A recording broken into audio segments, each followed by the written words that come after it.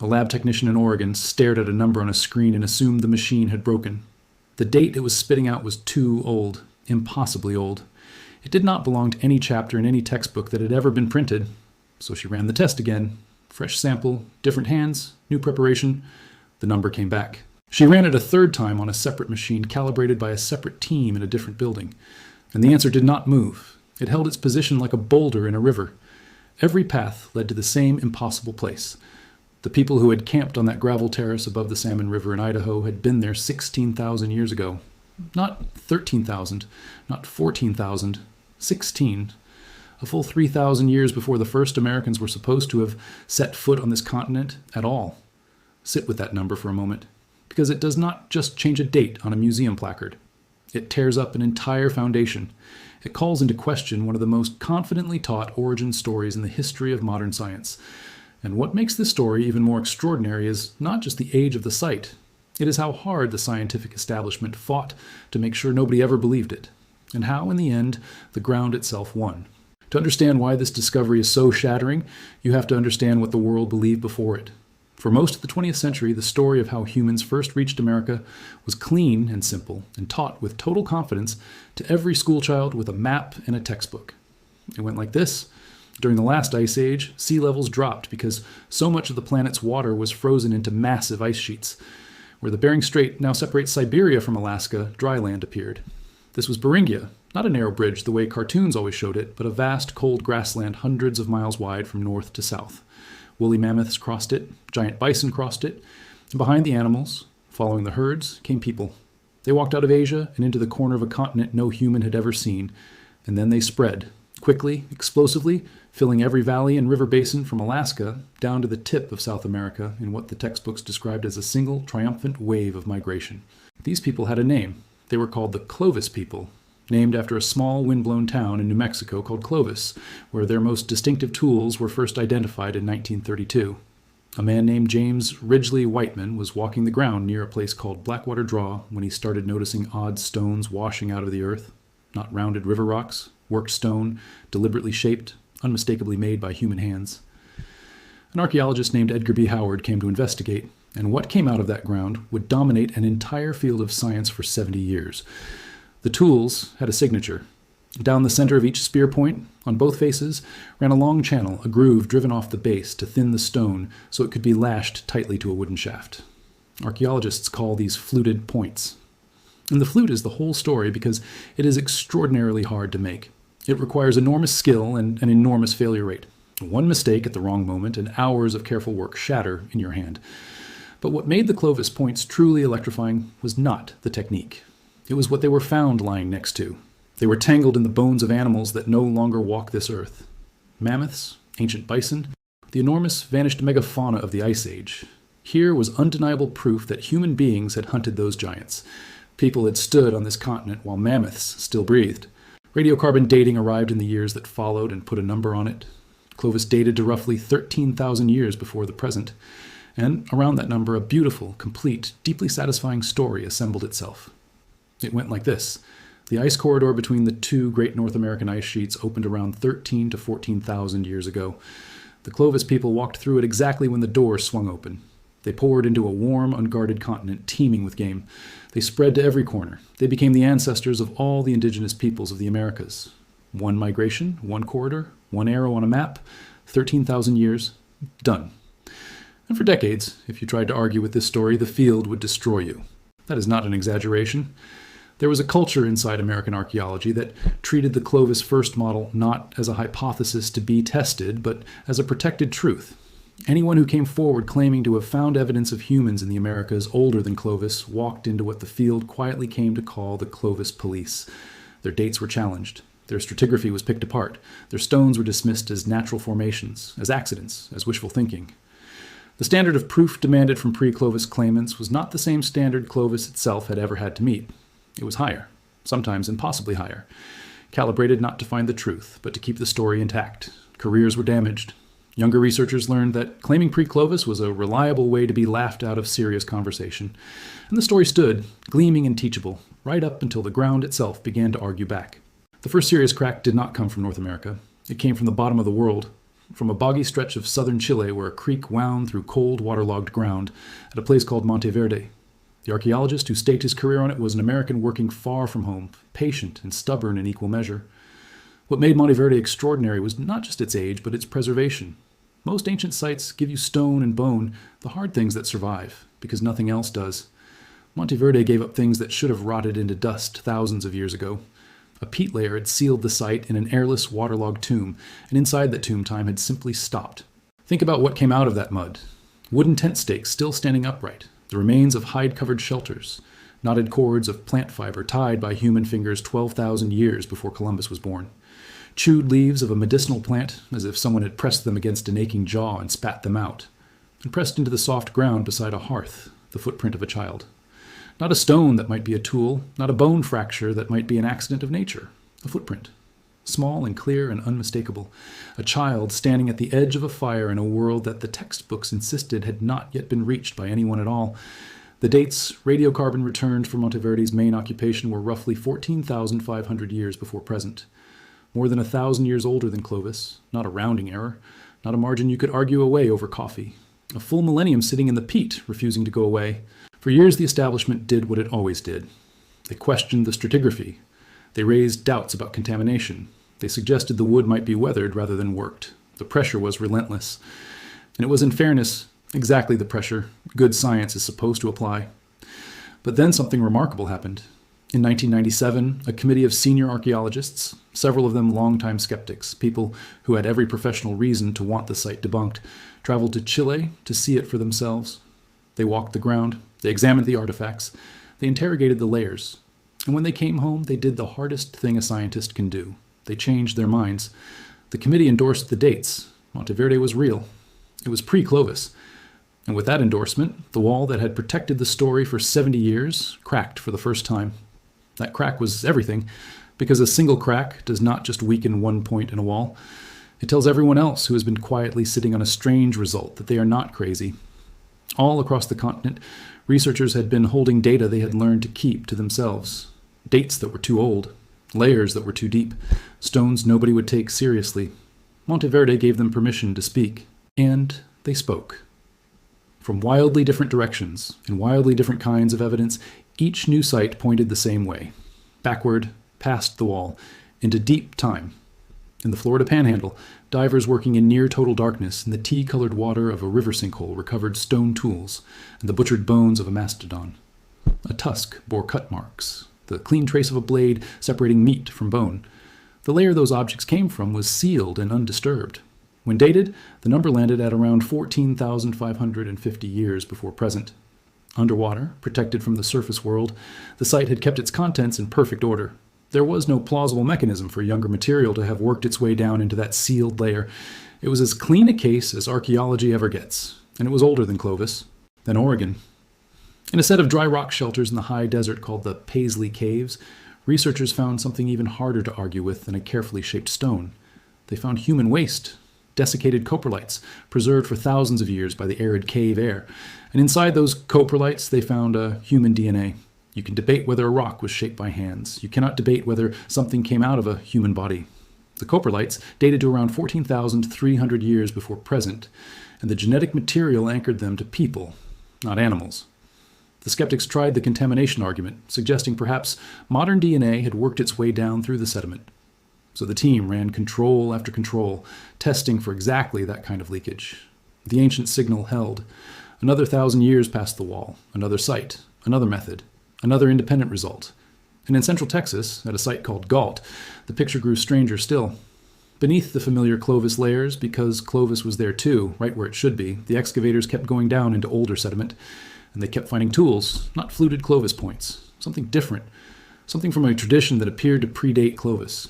The assemblages from those deepest layers pushed back into a range from 16,000 to, by some estimates, 20,000 years before present.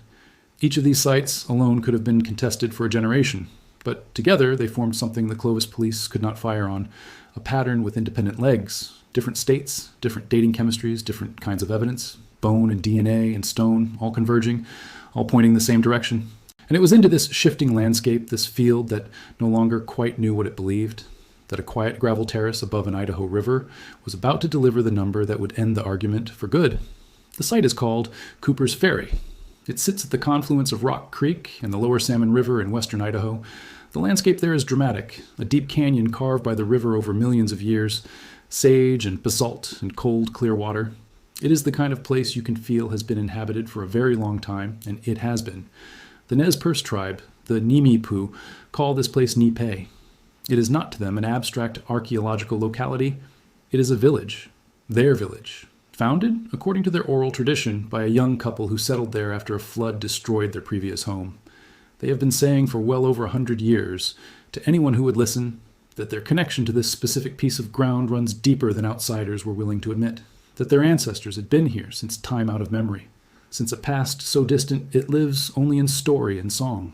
For a century, that testimony was treated as a different category of knowing, oral tradition, folklore, something respectfully displayed in a museum placard but kept carefully separate from the hard numbers of radiocarbon dating and stratigraphy. The scientists and the tribe existed in different epistemic worlds. The scientists measured the past with instruments. The tribe remembered it with stories. And for most of the 20th century, the assumption was that the instruments would eventually reveal a past that confirmed the scientists' existing model, not the one the Nez Perce had been describing all along. Lauren Davis, an archaeologist from Oregon State University, first excavated Cooper's Ferry as a doctoral student in 1997. He found non-Clovis stone points that dated to around 13,300 years old, which was already controversial at the time. He had questions that lingered. More than a decade later, he returned, set up a field school, and began digging again in earnest. In 2019, he published the results in the journal Science, one of the most prestigious and rigorously gatekept scientific publications on Earth, the same journal where consensus archaeology announces itself to the world. The dates from the deepest occupation layer at Cooper's Ferry came back between 15,300 and 16,560 calendar years before present. A 2022 follow-up paper in Science Advances refined and tightened those dates further to around 15,785 years, closing off the remaining escape routes a determined skeptic might have tried to squeeze through. The dating was not a single lucky measurement anyone could dismiss. It was a carefully built architecture of evidence, a stack of radiocarbon dates drawn from charcoal and hearths, from burned residue layered in sequences that made perfect geological sense. Older material below, younger above, exactly as undisturbed sediment should stack. The oldest dates sat at the bottom, sealed beneath everything that came after, precisely where the Earth's own logic said they belonged. Now hold that number against the map of the ice, because this is where the Clovis model does not merely bend, it shatters physically. 16,000 years ago, the two great ice sheets that Beringian migrants were supposed to have walked between were still fused together. The Laurentide sheet, spreading out of eastern Canada, and the Cordilleran sheet riding the western mountains, still met in the middle. A continuous wall of ice sealed the interior of the continent shut. The famous ice-free corridor, the one drawn on every textbook diagram with a hopeful arrow pointing south, did not exist yet. It would not open for another 2,000 to 3,000 years. So the people warming themselves by those fires on the Salmon River Terrace in Idaho could not have walked down the corridor. The corridor was buried under a mile of ice. They were already south of a barrier that, according to the dominant model, had not yet been breached. The Clovis model was not just off by a few centuries. It described a route that was still completely sealed at the time these people were living, cooking, shaping stone, and going about the routine business of daily life in Idaho. The story did not just have the wrong date, it had the wrong door. And the tools they left behind told the same subversive story a second way. The points recovered from those deep layers were not fluted. They did not carry the elegant channel scar down the face that defines a Clovis point. Instead, they had stem bases, narrowed at the bottom and shaped to be hafted onto a shaft in an entirely different tradition. Archaeologists call it the Western stem tradition. And across the Northwest and the Great Basin, it keeps turning up older than Clovis, not younger. Here is why that matters. If Clovis technology had spread from a single founding population fanning out across the continent, you would expect Clovis to sit beneath everything else, as the ancestral form from which the rest descended. But here in the West, a different toolkit lay in the older layers, made by people using a method Clovis craftspeople never used. This did not look like one tradition evolving into another. It looked like different people arriving by a different path, carrying a different idea of how to shape a blade. And those stemmed points have been noticed somewhere else. Researchers have pointed out an intriguing resemblance between the western stemmed points from Cooper's Ferry and much older stone tool traditions found across the Pacific, particularly in Japan, where similar stem technology appears in the archaeological record at an even earlier date. This resemblance, paired with the impossibility of the ice-free corridor being available 16,000 years ago, points toward a completely different arrival route. Not through the interior of the continent, along its edge, by sea. Lauren Davis himself stated it plainly. The timing and position of Cooper's Ferry is consistent with, and most easily explained as the result of an early Pacific coastal migration. People following the coast of Asia southward, moving along a corridor of kelp forest and ocean productivity that scientists call the Kelp Highway, rich in shellfish and marine mammals and navigable by small watercraft, eventually reaching the western coast of the Americas, and then following rivers inland. The Columbia River, Davis noted, would have been the first major left turn available after the coastal ice retreated.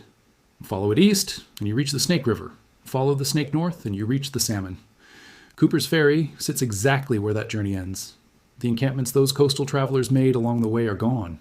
Sea levels rose as the glaciers melted and drowned everything that sat near the shoreline.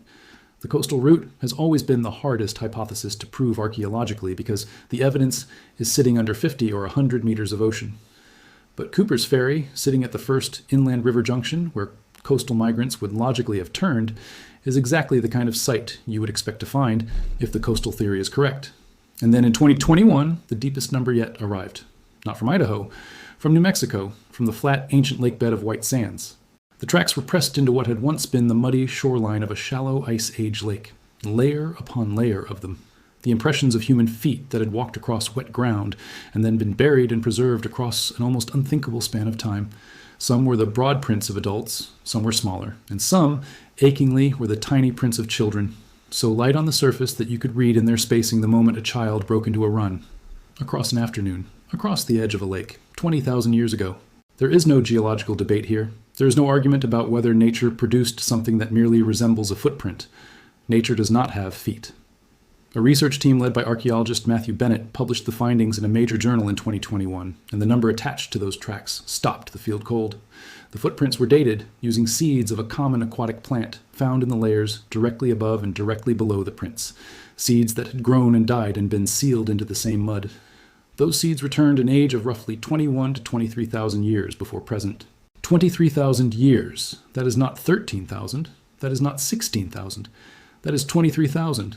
A time when the great ice sheets were not retreating but expanding, when the world was locked into the peak of the last glacial maximum, when the ice-free corridor was not merely closed but did not exist as an idea. The objection came exactly as it always does.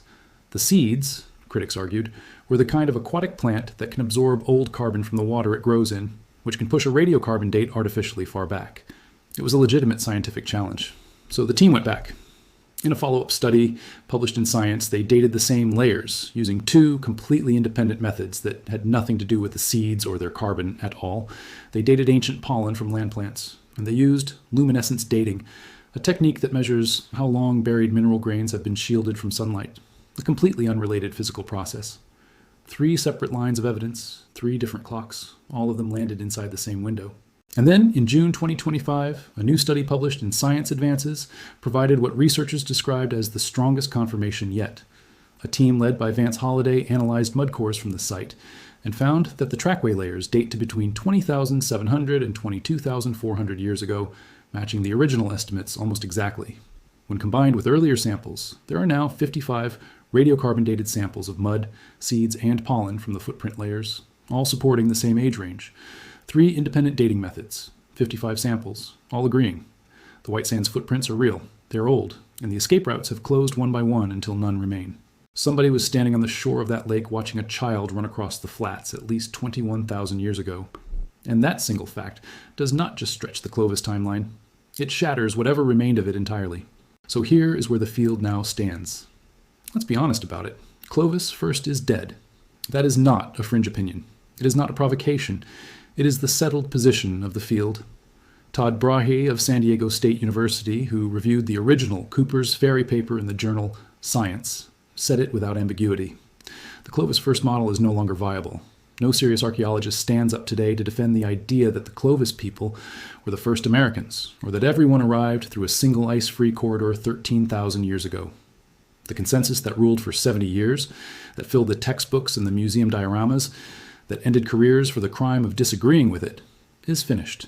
The lower Salmon River, where Cooper's Ferry sits, lies within the ancestral territory of the Nez Perce, the Nimi Poo. And the Nez Perce knew. Their director of cultural resources, Nakia Williamson, said it clearly when the 2019 results were published. Their stories already told them how long they had been there. The excavation only reaffirmed what they had always known. He said the site is not just something that happened 16,000 years ago. It is something that is still important to them today. The Nez Perce did not call Cooper's Ferry an archaeological site. They called it Nipehe, their village. Not a former village, their village, inhabited by their own people, not by some earlier population that they replaced, but by their own ancestors, the people from whom they directly descend, going back further than any outsider's instrument had been willing to measure. For 100 years, the scientific establishment treated that testimony as a charming piece of cultural heritage, something to be noted and set aside, not something that could contain factual information about deep chronology. And then the radiocarbon dates arrived and confirmed exactly what the Nez Perce had been saying all along. The oral tradition had been carrying an accurate memory across so many generations that it took the science a century to catch up to it. There is something humbling in that, something that should give pause to anyone who assumes that instrumented measurement is the only way to know the past. The question of when and how the first people reached the Americas is not closed now. It is wider open than it has ever been. Every field season seems to push the dates further back into a past no textbook anticipated. The coastal kelp highway hypothesis is being actively tested. New sites continue to be examined. Genetic studies of living indigenous populations and ancient DNA from burial sites are adding biological depth to the archaeological picture, showing complex patterns of migration and ancestry that suggest multiple waves of people arriving by multiple routes across a very long span of time. What is certain is that the people who made those stemmed points on the Salmon River Terrace, who left those footprints in the New Mexico mud, who knelt in the Florida darkness to butcher a mastodon, were fully modern human beings. They were not primitive. They were not wandering randomly. They were skilled, organized, adaptable people who crossed one of the most challenging landscapes on Earth and then spread across an entire continent. The tools they made were confident, refined, the product of traditions inherited across generations. Someone knelt on that Idaho terrace and pressed flake after flake from a stone core, feeling for the grain the way a craftsman feels for the grain of wood. Someone narrowed a base with careful pressure so it would seat snugly against a shaft. These were not crude experiments. These were the products of people who had been doing this for a very long time before they arrived in Idaho, which raises the question that now hangs over the entire field. If people were already in Idaho 16,000 years ago and already in New Mexico 21,000 years ago, where were they before that? The coastal camps that would answer that question are underwater, drowned by rising seas, but somewhere in the sediment of the Pacific margin, somewhere under the ocean off the coasts of Alaska and British Columbia and Oregon, the earliest chapters of this story are waiting, patient, sealed in the dark, waiting for the technology and the funding and the determination to find them. The Nez Perce were right. The ground proved it. And the next number is already in someone's lab, waiting to be run a second time, a third time, on a separate machine, by a separate team. And somewhere in that lab, someone is staring at a date that seems impossible. And they are reaching for the phone to call a colleague and say, "You are not going to believe this. That call is coming. Subscribe, so you are here when it does."